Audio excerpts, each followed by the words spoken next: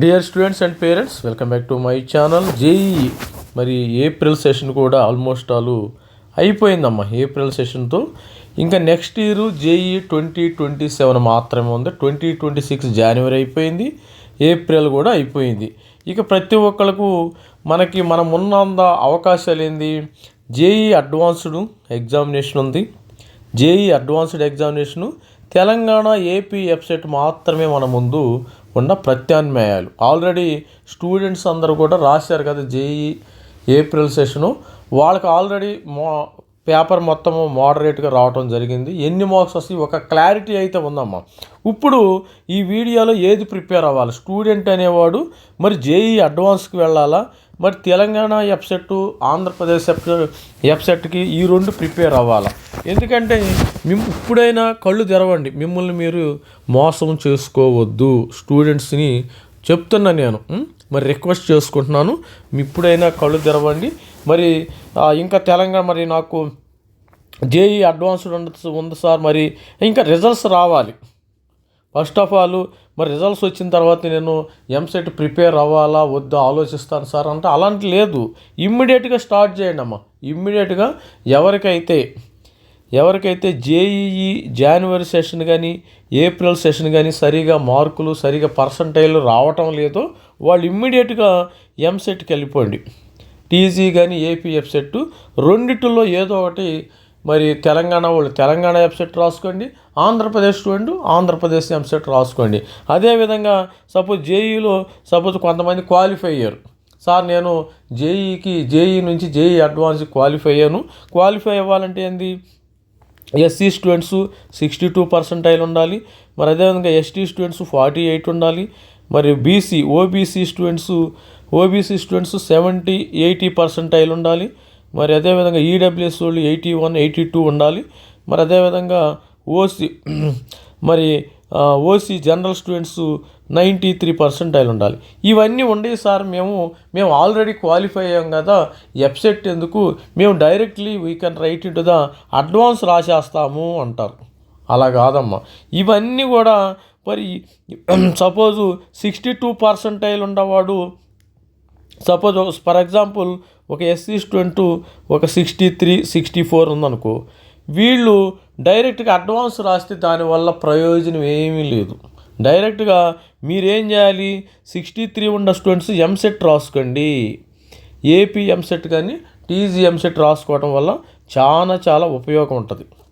Suppose ఒక ST students నేను 48 ఉంది, 49 ఉంది, నేను మరి జేఈ అడ్వాన్స్ రాసుకున్నానంటే దానికి ప్రిపేర్ అవ్వచ్చు అంటే మీరు వేస్ట్ ప్రిపేర్ అవ్వటం.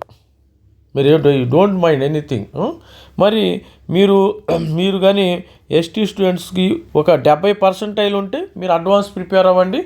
అడ్వాన్స్కి ప్రిపేర్ అయ్యేవాళ్ళు మరి జేఈ తర్వాత అడ్వాన్స్లో రాకపోయినా మీకు జేఈ మెయిల్ అయినా సీట్ వస్తుందమ్మా. మనం అడ్వాన్స్కి ఎవరిని ప్రిపేర్ అవ్వటం, సపోజ్ నేను అడ్వాన్స్కి ప్రిపేర్ అవుతున్నా, నాకు అడ్వాన్స్లో సీటు రాకపోయినా మరి ఎన్ఐటీలో సీటు రావచ్చు, తర్వాత IIITలో సీటు రావచ్చు, తర్వాత GFTలో అలాంటి వాళ్ళు మాత్రమే ప్రిపేర్ అవ్వండి. అంతేగాని సపోజ్ నేను అడ్వాన్స్కి ప్రిపేర్ అవుతున్నా, నాకు ఎన్ఐటీలో సీట్ రాదు, మరి IIITలో సీట్ రాదు, GFTలో సీట్ రాదు, ఉపయోగం ఏముంది? మీరు డైరెక్ట్గా అడ్వాన్స్ జోలికి వెళ్లకుండా మిమ్మల్ని మీరు మరి మోసం చేసుకోవద్దు. డోంట్ బ్లేమ్ యువర్ సెల్ఫ్ అన్నమాట. మిమ్మల్ని మీరు మోసం చేసుకోకుండా డైరెక్ట్గా తక్కువ ఉన్న స్టూడెంట్స్ ప్రతి ఒక్కరు కూడా ఏపీ వెబ్సైట్ కానీ తెలంగాణ వెబ్సైట్ కానీ ఇప్పుడే స్టార్ట్ చేయండి. మనకి 8వ తారీఖు అయిపోయింది. ఈరోజు నేను వీడియో చేస్తుంది 9వ తారీఖు అమ్మ. ప్రతి ఒక్కళ్ళు ఎంసెట్కి వెళ్ళిపోయింది. బార్డర్లో ఉన్న స్టూడెంట్స్ అందరూ కూడా ఎంసెట్కి వెళ్ళిపోయింది. మీ అనవసరంగా మిమ్మల్ని మీరు మరి మోసం చేసుకోవడానికి ట్రై చేసుకోవద్దు. మోసపోయేది మీరే. సపోజ్ ఒక స్టూడెంట్ ఉన్నారు, సపోజ్ ఓబీసీ స్టూడెంట్స్ ఉన్నారు. ఓబీసీ స్టూడెంట్స్ 97% ఉంది నాకు జనవరిలో. సపోజ్ ఇప్పుడేదో ఒక 98 రావచ్చు. వీళ్ళు డైరెక్ట్గా అడ్వాన్స్ రాసుకోండి, ఇబ్బంది ఏమీ లేదు. సపోజ్ మీకు అడ్వాన్స్లో సీటు రాకపోయినా మీకు ఎక్కడ రావచ్చు, మీకు ఎన్ఐటీలో సీట్ వస్తుంది, IIITలో సీట్ వస్తుంది, GFTలో సీట్ వస్తుంది, ఎక్కడో ఒకటి వస్తుంది కదా. ఎక్కడో ఒకటి వస్తుంది కదా, వీళ్ళు కూడా మరి ఎఫ్సెట్ రాసుకోవచ్చు. ఎఫ్సెట్ తెలంగాణ ఎఫ్సెట్ కానీ ఆంధ్రప్రదేశ్ ఎఫ్సెట్ కానీ రాసుకుంటే ఉపయోగం. అది ఒక బ్యాకప్ లాగా ఉంటుందమ్మ, గుర్తుపెట్టుకోండి. ఇక ఓవరాల్గా చూస్తే ఎఫ్సెట్ ప్రతి ఒక్కళ్ళు రాసుకోవచ్చు. ఏపీ కానీ తెలంగాణ కానీ ప్రతి ఒక్కళ్ళు ఎంసెట్ రాసుకోండి. ఎందుకంటే ఈ ఎంసెట్ తెలంగాణ ఎంసెట్ కానీ ఆంధ్రప్రదేశ్ ఎంసెట్ కానీ ఒక బ్యాకప్ లాగా పనిచేస్తుంది. మన కరెంట్ పోతే ఎట్లాగూ ఒక బ్యాకప్ లాగా పనిచేస్తుంది. రేపు పొద్దున మీరు కొంతమంది సపోజ్ నాకు సీటు ఎన్ఐటి శ్రీనగర్ వచ్చింది. ఎన్ఐటి శ్రీనగర్ వస్తే అంత దూరం అని మా పేరెంట్స్ నన్ను పంపించడానికి ఇష్టపడతలా. అప్పుడు నాకేంది, తెలంగాణ ఎఫ్సెట్ ఉంటుంది, ఆంధ్రప్రదేశ్ ఎఫ్సెట్ ఉంటుంది. ఎక్కడో ఒకటి సపోజు ఏపీ ఎఫ్సెట్లో ఏ జేఎన్టీయు కాకినాడో, మరి అనంతపూరు, తర్వాత ఆంధ్ర యూనివర్సిటీయో ఇలాంటి యూనివర్సిటీలు వచ్చేస్తాయి. తర్వాత తెలంగాణలో వచ్చే జేఎన్టీయు హైదరాబాద్ కానీ, ఓయూ కానీ, మరి ఇలాంటి సిపిఐటి కానీ మంచి మంచి కాలేజీ ఇక్కడ చేరిపోతారు. అలా స్టూడెంటు 2024లో కూడా నాకు ఎదురైన సంఘటనలు చాలా ఉన్నాయమ్మ. 2024 ఎంసెట్లో కానీ 2025లో లాస్ట్ ఇయర్ సీజన్లో కూడా దూరం వచ్చిన కొంతమంది స్టూడెంట్స్ ఎంసెట్ కాలేజీలో చేరిపోయారు. అసలు జేఈలో వచ్చిన స్టూడెంట్ అసలు ఎక్కడ చేరతారనేది చివరి వరకు కూడా ఎవరికి తెలియదు. ఎక్కడ తెలియదు. అంటే ఒక టాప్ ఎన్ఐటీలో వచ్చినప్పుడు సపోజ్ ఎన్ఐటి వరంగల్లో వచ్చింది నాకు సీటు, దాన్ని వదులుకోను. సపోజ్ నాకు ఐఐటి బాంబేలో సీట్ వచ్చింది. బాంబేలో సీట్ నేను వదులుకోను, 100% జాయిన్ అవుతా.